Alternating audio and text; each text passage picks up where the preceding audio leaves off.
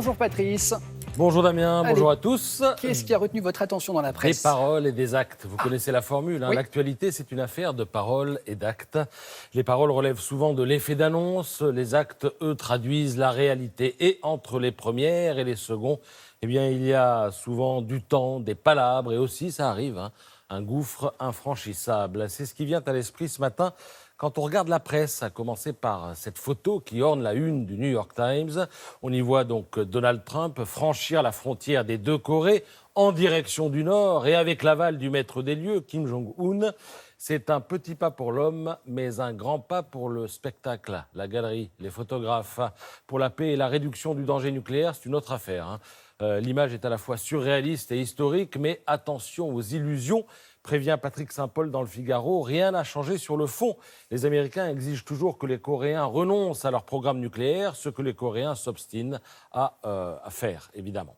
Et si Trump est a indéniablement le sens du show, eh bien, il lui reste à apporter la preuve de ses talents de deal-maker.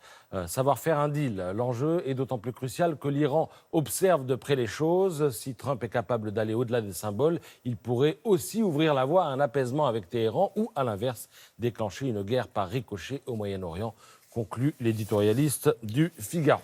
Alors, des paroles et des actes, disions-nous. Côté paroles, Emmanuel Macron nous avait annoncé le Big Bang des retraites, The Réforme, celle à laquelle tous ses prédécesseurs avaient renoncé, celle où 1 euro cotisé donnerait les mêmes droits à tous. Côté actes, eh bien, il semble qu'on s'éloigne de cette chimère pour en revenir aux bonnes vieilles recettes de l'ancien monde, où il est tout simplement demandé aux salariés de travailler plus longtemps pour remplir les caisses de l'État et de la Sécu, note Alexandra Schwarzbod dans Libération. Cela dit, parfois, les paroles et les actes coïncident. C'est ce qu'on se dit à la lecture du Parisien ou de l'Opinion. Il était question d'encadrer les loyers. Voilà, c'est fait. Mais quid de l'influence de la mesure? Dans l'Opinion, Jade Grandin de l'Éprevier, c'est son nom, souligne que si, à court terme, l'encadrement des loyers va effectivement faire gagner du pouvoir d'achat aux locataires, il peut décourager les propriétaires de louer leur logement à l'année.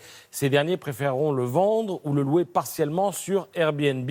À long terme, il y aura donc moins d'offres pour les locataires. D'ailleurs, aujourd'hui, poursuit-elle, c'est la plus-value à la revente et non pas la rentabilité des loyers qui permet aux acquéreurs d'amortir leur achat.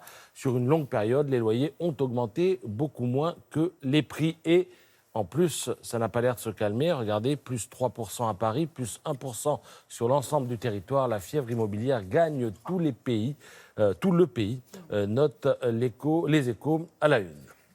Alors, pour en finir avec des paroles et des actes, n'oublions pas que parfois, les unes et les autres sont inconciliables parce qu'il y a télescopage entre deux sujets. Prenez le cas de l'accord de libre-échange entre l'Union européenne et les pays du Mercosur, Brésil, Paraguay, Uruguay, Argentine, etc.